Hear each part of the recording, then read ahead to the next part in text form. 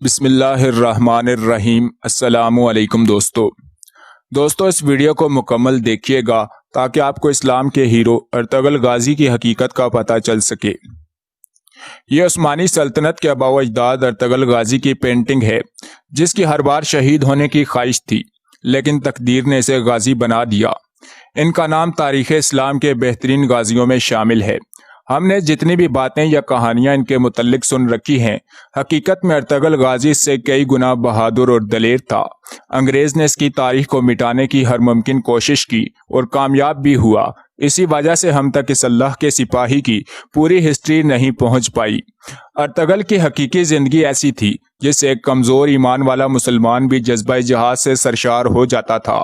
اس بات کا اندازہ آج بھی ان پر بننے والے ڈرامے ارطغرل غازی کو دیکھ کر لگایا جا سکتا ہے، جس نے کئی مسلمانوں کا ایمان تازہ کر دیا اور کئی کافر دائرہ اسلام میں داخل ہو گئے۔ دنیا کی تاریخ کا یہ واحد ڈرامہ ہے جسے اسلام کو سربلندی ملی ہے۔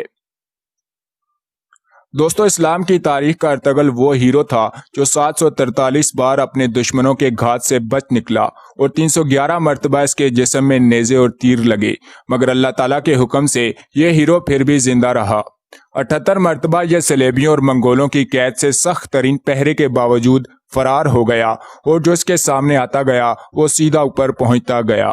اس پر 7 بار سوگ ہوا، یعنی اس کے متعلق سمجھا گیا کہ دشمنوں نے اسے شہید کر دیا ہے، لیکن یہ پھر زندہ لوٹ آتا تھا۔ ارطغرل غازی نصف دنیا کے شہنشاہ عثمان غازی کے والد تھے، جس نے صلیبیوں اور منگولوں کی طاقت کے نشے میں چور سلطنتوں کو ریزہ ریزہ کر دیا اور ان کی ساری اکڑ نکال کر رکھ دی۔